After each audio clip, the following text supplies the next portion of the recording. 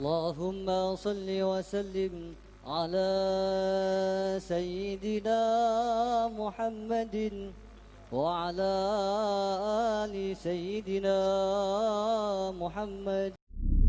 Dia merasa rezeki saya luas-luas, saya nggak pernah ibadah tapi rezeki masya Allah, mobil banyak, motor banyak, istri 4, uang hasil luas semuanya, dan dia merasa ini Allah cinta.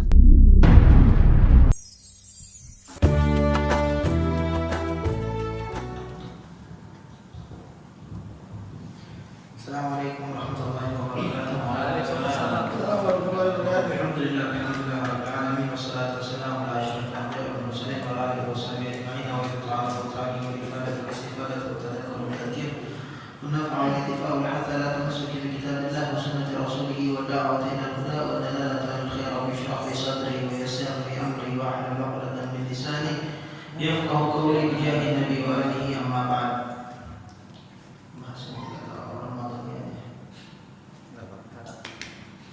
Ini sakok kan? Sakok. Dosa saya sakok. Benar sakok. Ya kalau sedikit nanti ini yang panjang. Sakok kemarin udah selesai ya? Udah. Sakok udah. Sakok ya, kalau surah juga sudah benar. Iya, tilawat Quran. Ya tilawat. Pas banget. Tilawatul Quran. Ini beberapa hari lagi kita bakal masuk malam nuzulul Quran. Emang ada khilaf, ada ulama mengatakan malam nuzulul Quran, ada yang mengatakan 17, ada yang mengatakan tanggal lain. Ya, ala kulli hal, al-masyhur yang terkenal bahwasanya malam nuzulul Quran tanggal 17 Ramadan. Ya. Bahkan Allah mengatakan syahrul Ramadan alladzi unzila fihi al-Quran. Bulan Ramadan adalah bulan yang di dalam diturunkan Al-Quran. Kita tahu, kita kalau misalnya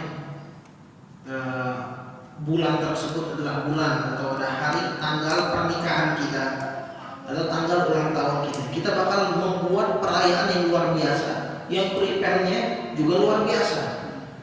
Nah, ini bulan diturunkan Al-Quran, seharusnya kita membuat luar biasa juga prepare-nya. Prepare-nya nggak susah, persiapannya nggak susah. Bukan berarti ini harus, saya harus ini, harus ini, enggak. Perbanyak bacaan Al-Qurannya. Ya, perbanyak bacaan Al-Qurannya.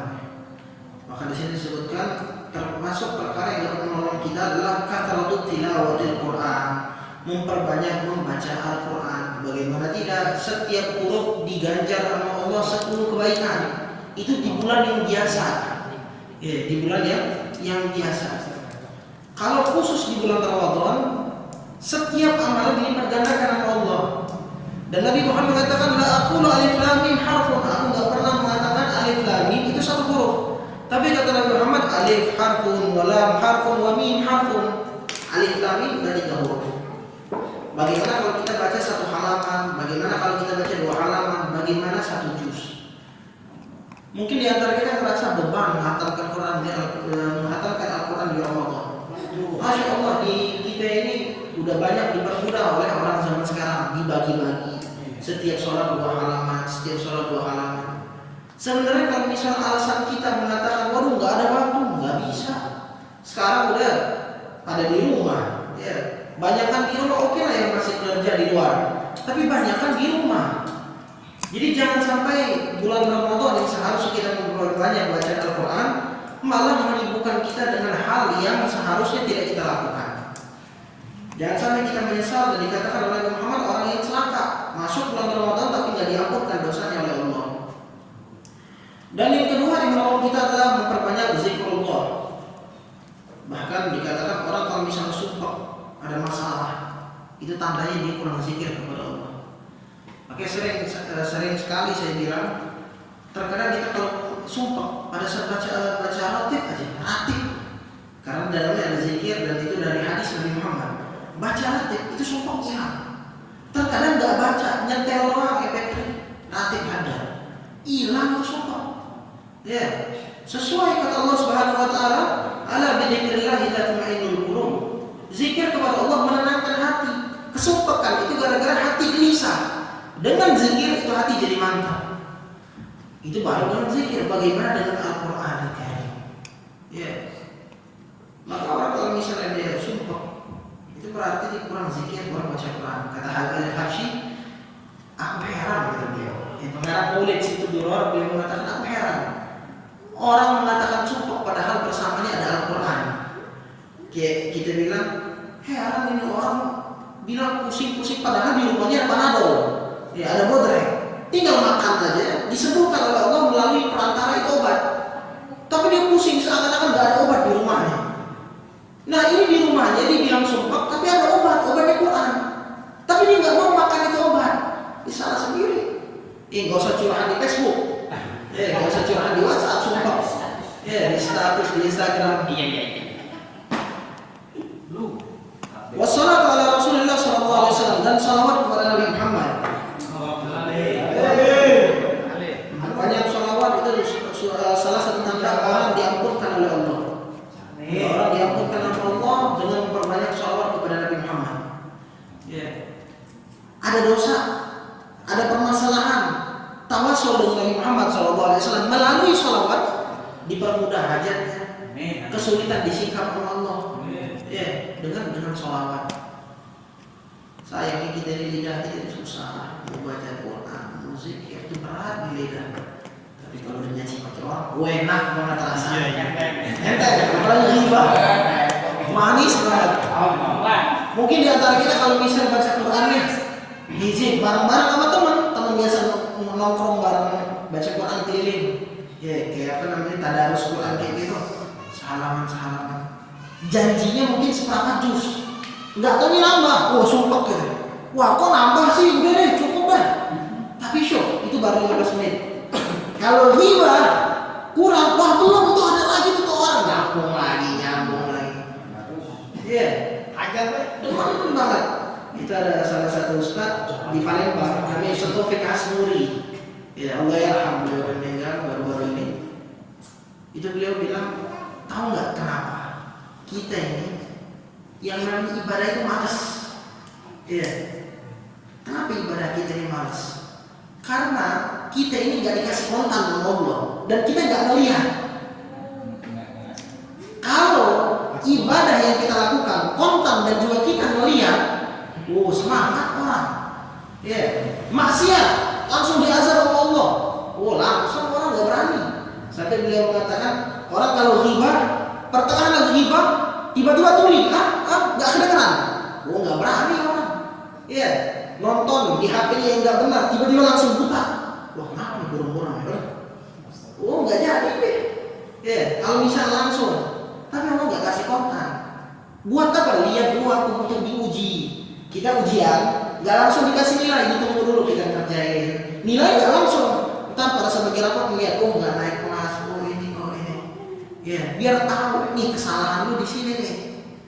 Coba kalau amalan ibadah langsung dikasih kontan sama Allah, pahala luar biasa, rizki, sedekah. Seperti yang saya tadi, ini bulannya sedekah, bareng-bareng, dermawan. Kalau misalnya kita sedekah, masih 1.000 rupiah di infak masjid, tiba-tiba keluar tangan dari kantong kita, 700.000 dikasih. Keluar semua dari kantong kita, keluar lagi. Kenapa diganti ya Allah?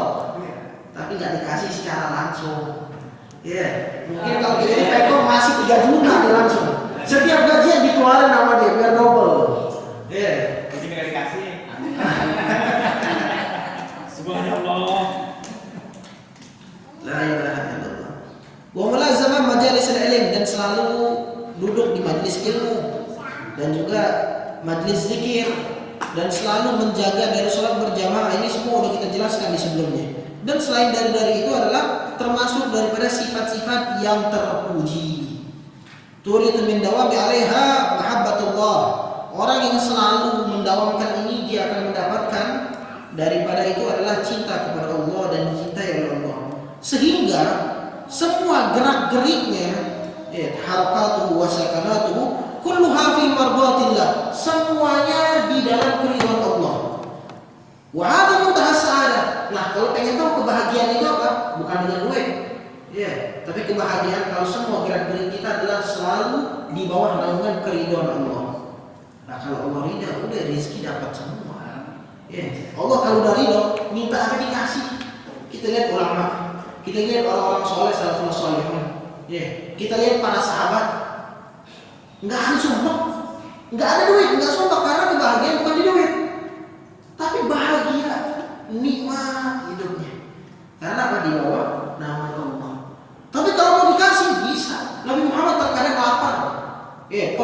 ganjil sama batu berhari-hari. Terkadang balik rumah gak ada makanan. Ya, tapi Nabi Muhammad akhirnya menyambung hari tersebut dengan puasa.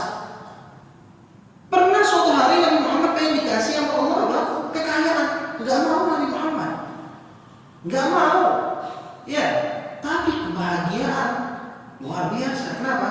Di bawah naungan keridhaan Allah.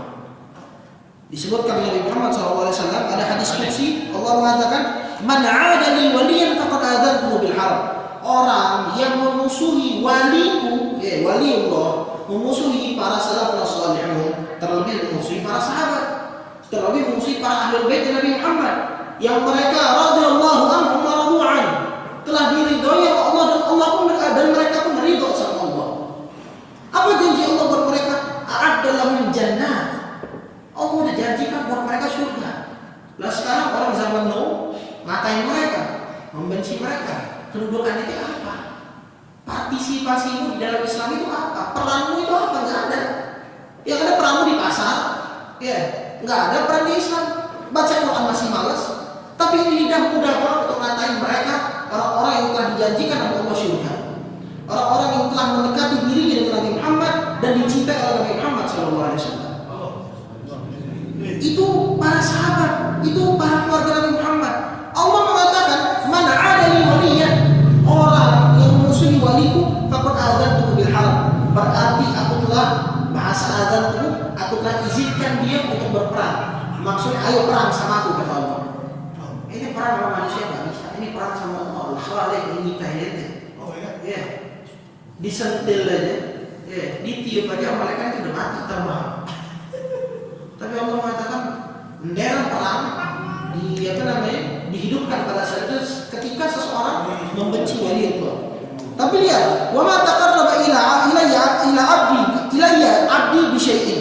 Yaitu ilayya. Tidaklah seseorang hamba mendekatkan dirinya kepadaku habbu ilayya mimma aftaratu alaihi, itu dia mendekatkan dirinya dengan sesuatu yang fardu.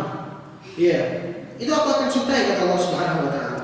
Dan tidaklah seseorang hamba mendekatkan dirinya kepadaku dengan sunnah-sunnah hatta uhibbah, kecuali aku bakal kucintai, kata Allah. Dan kalau aku udah cinta sama dia, pendengarannya itu adalah pendengaranku, ya, matanya itu adalah mataku, kata Allah. Tangannya itu aku yang menggerakkan, kakinya aku yang menjalankan. Maksudnya Allah jaga semuanya, matanya, telinganya. Walain sa'alani, orang kalau dicintai sama Allah, kalau dia minta apa? La'u'tiyanna, aku bakal beri, kata Allah. Ya, walain sta'adha bi la'u'idanna, kalau dia takut meminta pertolongan kepada aku dari suatu hal, bahkan Allah jaga. Ya Allah, aku takut banget sama Fir'aun, dijaga sama Allah. Ya, kalau misalnya Allah mencintai kita, tapi mulai kita duluan. Ya, mulai kita duluan. Kita yang mencintai Allah, mendekatkan diri kita kepada Allah, baru Allah cinta. Ya.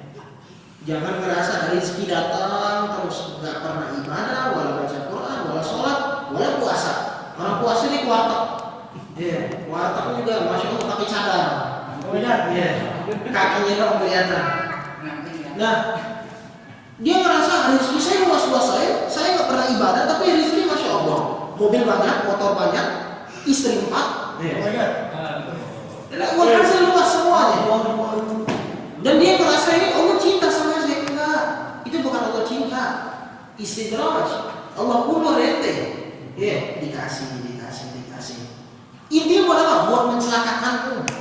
Ya. Terkadang orang ngasih, biar apa? Biar dia lupa. Keenakan, akhirnya dia lupa dengan kewajiban dia. Akhirnya neraka. Ya, akhirnya neraka. Pikirkan, enakan orang yang istidraj apa orang yang miskin? Tapi diingat sama Allah.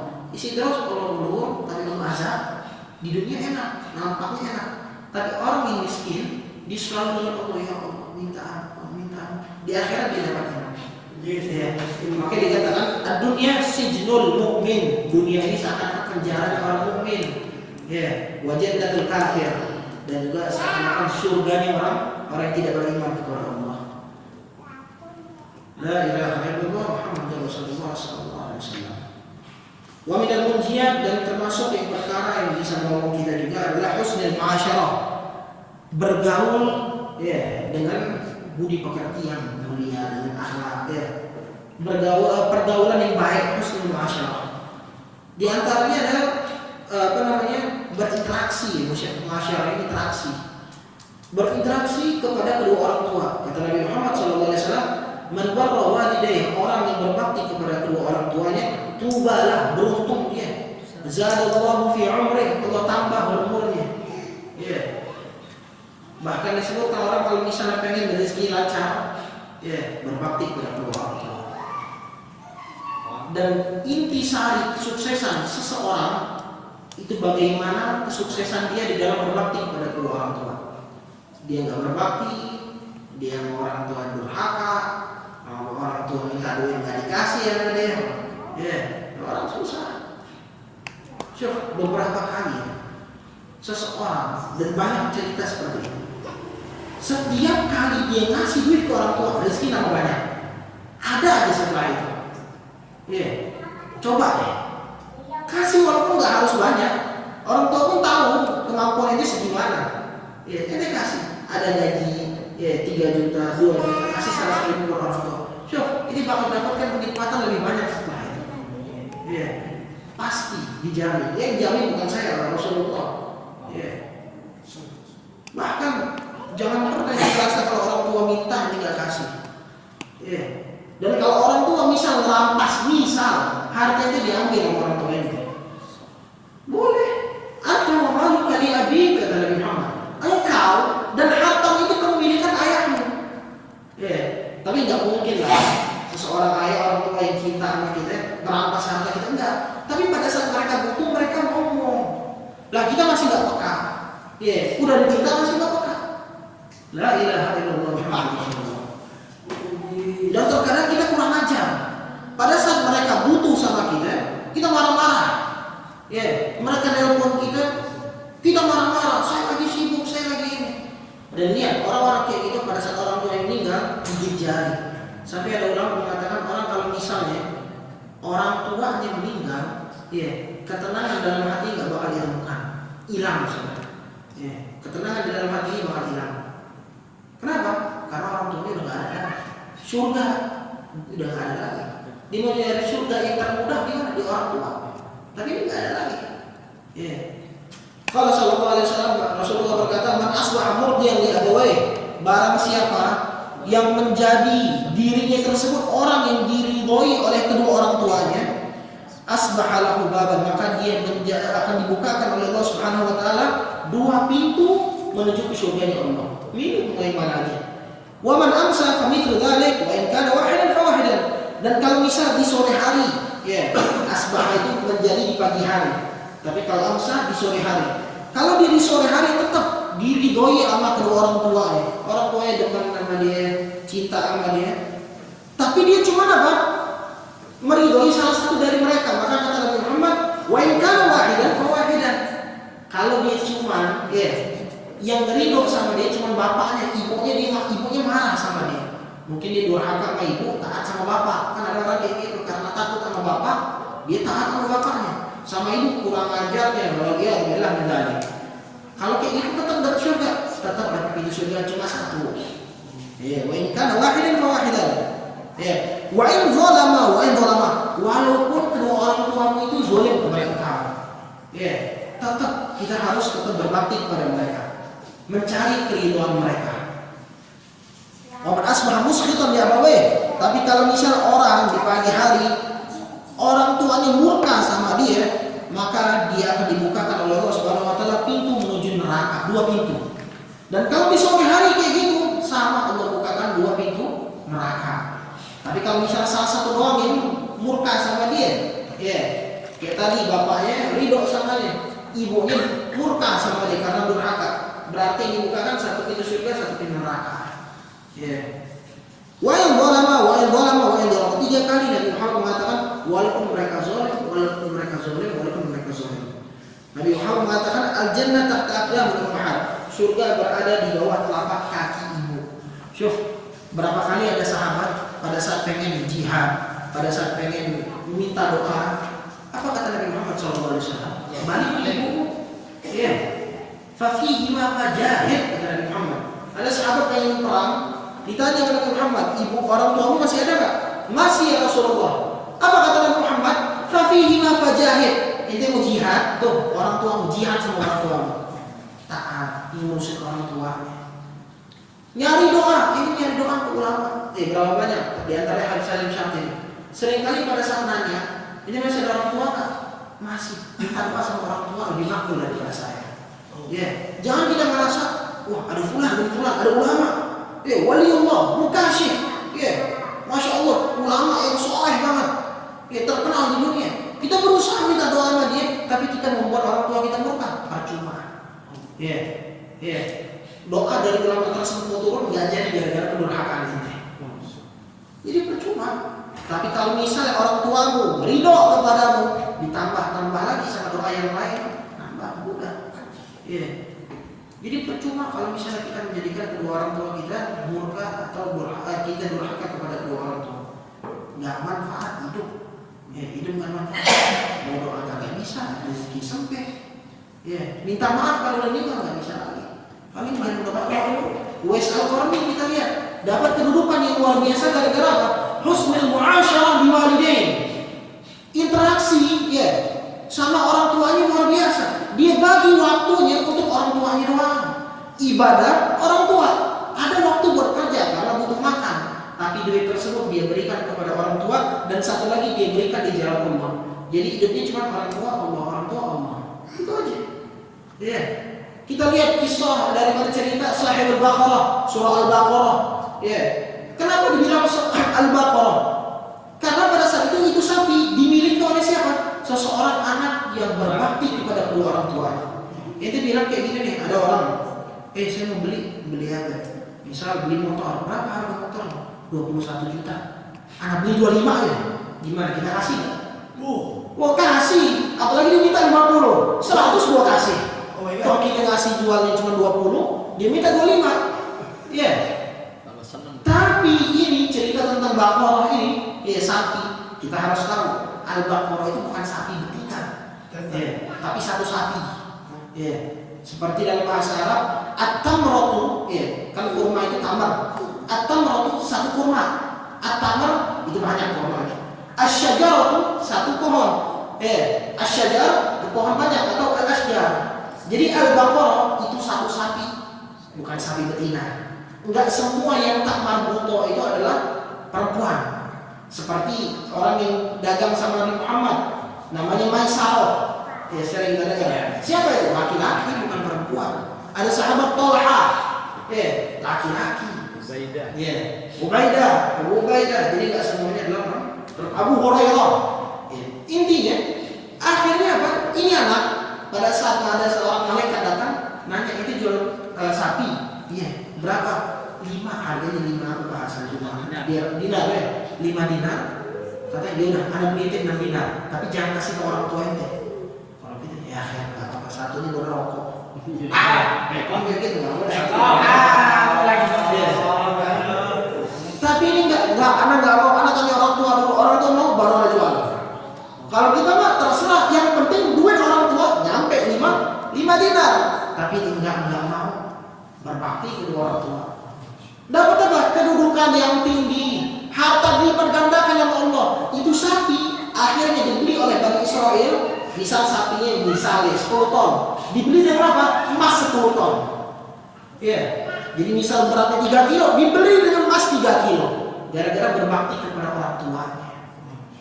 Jadi jangan kita ngerasa berbakti orang tua ini hal yang biasa. Sampai Allah malam ini kalau misalnya ada kesalahan mohon diingetin.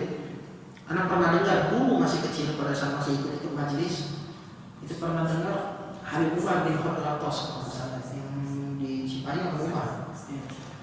Itu ada seorang ulama yang mengatakan semua ulama pada saat zaman itu, ini wali kutub kalau nggak salah ya, wallahu a'lam, saya pernah dapat cerita. Semua ulama pada saat itu berada di bawah naungan saya, karena yang namanya wali kutub, wali yang paling tertinggi, kecuali satu orang. Siapa? Habib Umar bin Khattab. Kenapa beliau bisa jadi orang hebat? Karena baktinya dia sama orang tuanya, baktinya dia sama ibu, sampai terkenal Habib Umar bin Khattab. Wallahu a'lam. Ini saya pernah dengar cerita zaman dulu banget, tahun 2000-an kalau nggak salah. Ala kulli hal, inti jangan lupa kita untuk berbakti kepada kedua orang tua. Wah, orang tua saya di rumah, saya sekarang di sini nggak bisa balik kirim THR. Ya, lebaran tetap jadi kirim THR ya.